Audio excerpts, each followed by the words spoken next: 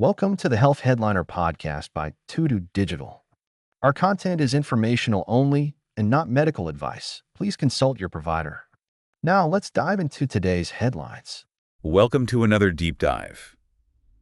When you sent this in on PSKH1, I thought, what is this thing? Prostate, lung, and kidney cancers, that's a lot for one tiny molecule. It really is, and it's one of those molecules that has kind of flown under the radar for a long time. A dark molecule, you said? Yeah, scientists actually call it a dark molecule because we're still in the dark about so much of how it actually works. But these researchers in Australia seem to have shed some light on it, right? Yeah. From what I was reading in these papers, they've figured out some pretty important stuff about how this molecule is activated and deactivated. Oh, yeah, absolutely. They've really made some huge strides in understanding how PSKH1 works, and the implications for cancer treatment are pretty significant. Okay, so walk me through this. How does a molecule even get switched on or off like that? I know it's involved in cell growth, but how is it regulated? So you can kind of think of it like a light switch for cell growth.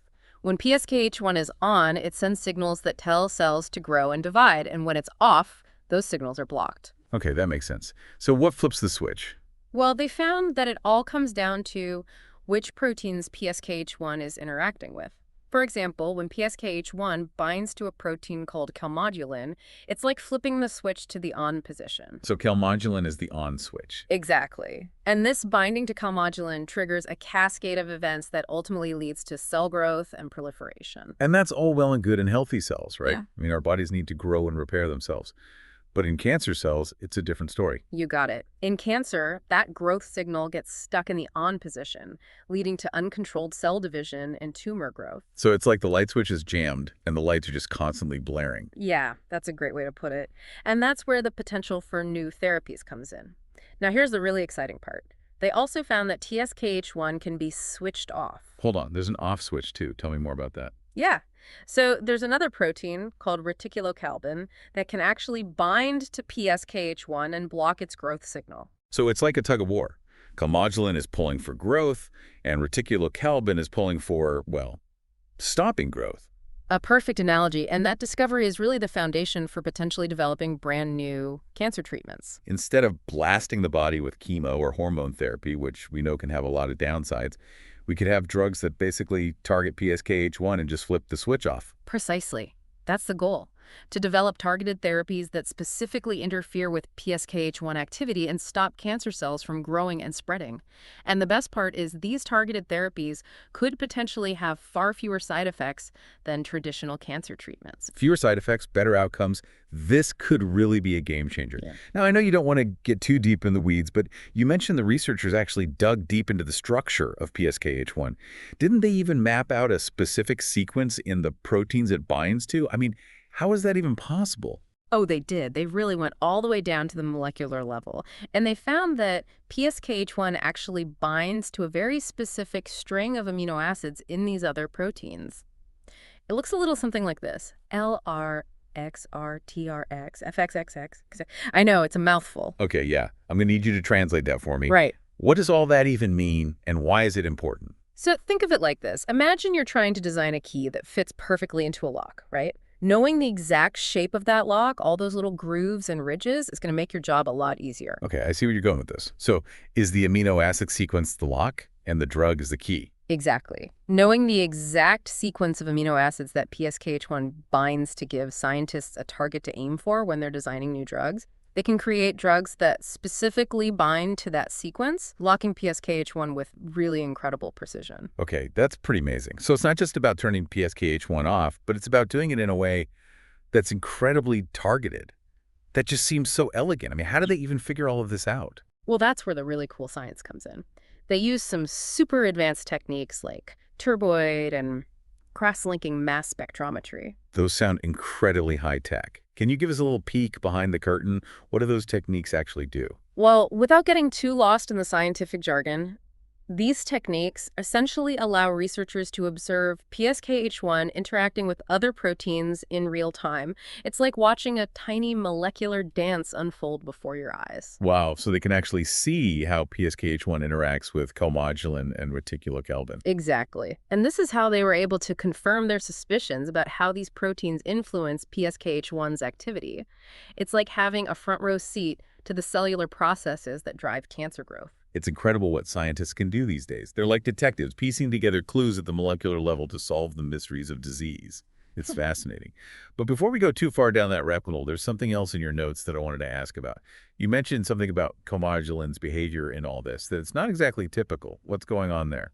Yeah, so this is where things get a little more complicated and honestly even more fascinating. Typically, calmodulin activates certain types of enzymes called kinases. Kinases, those are those little switches that control different cellular processes, right? You got it. But in the case of PSKH1, it seems calmodulin is actually inhibiting a kinase called CHK2. Hold on, so instead of turning a switch on, it's turning one off.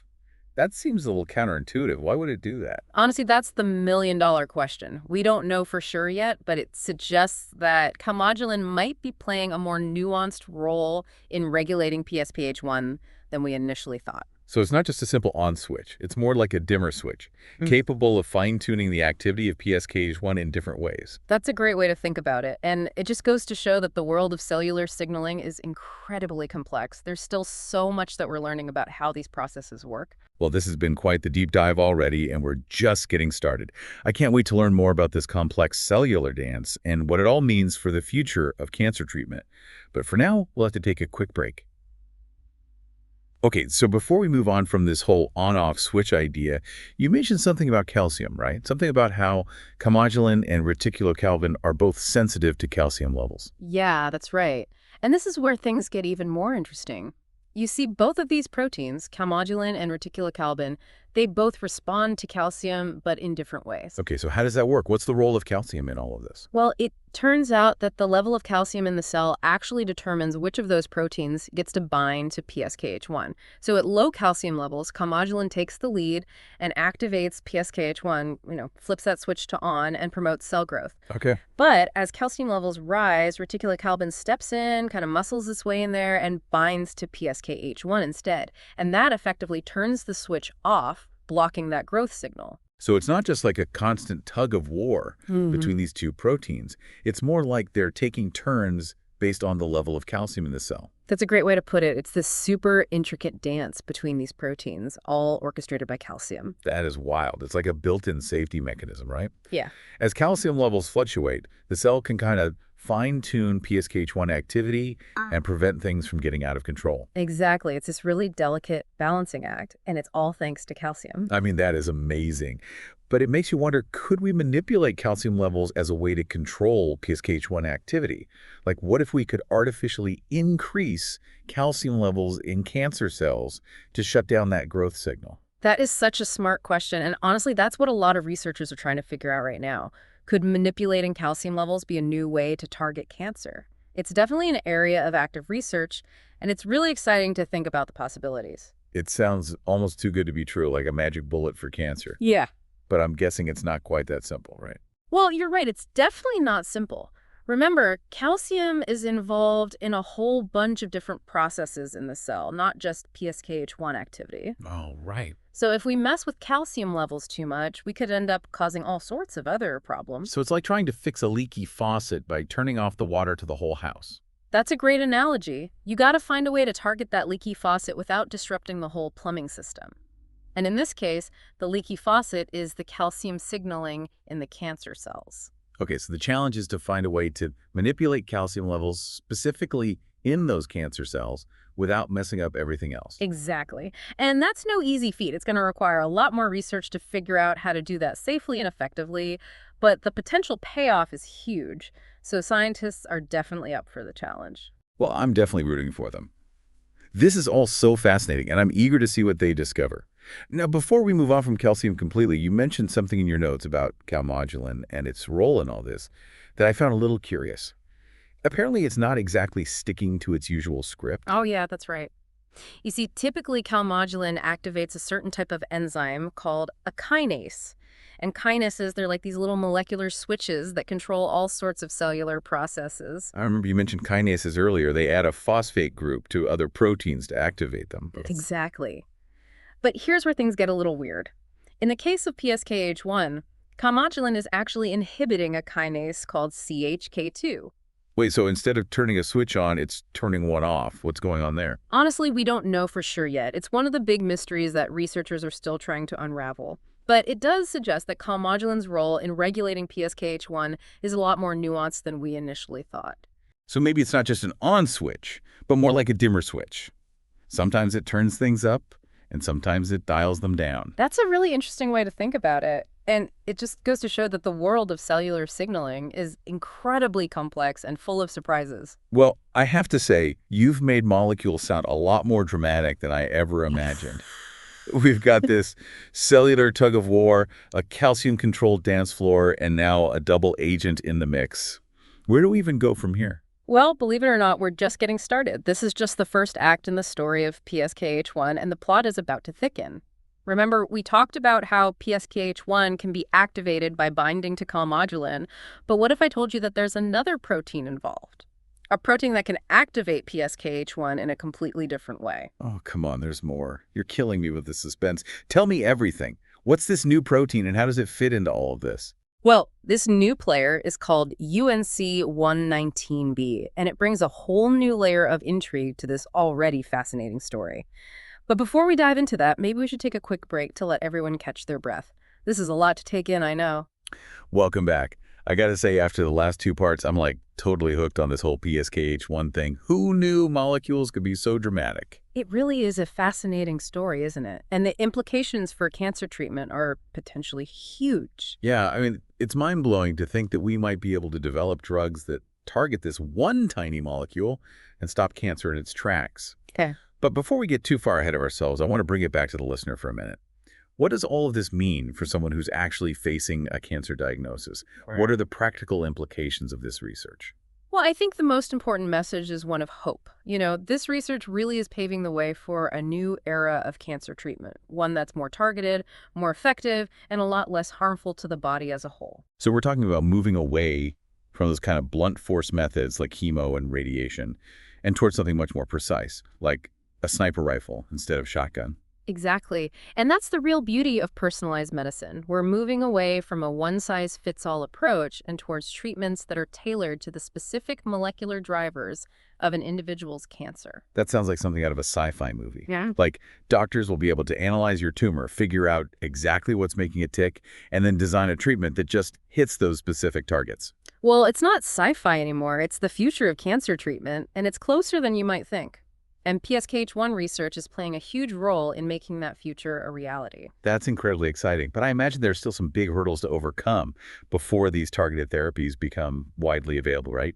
What are some of the challenges that researchers are still facing? One of the biggest challenges is developing drugs that can actually hit PSKH1 without causing a lot of collateral damage.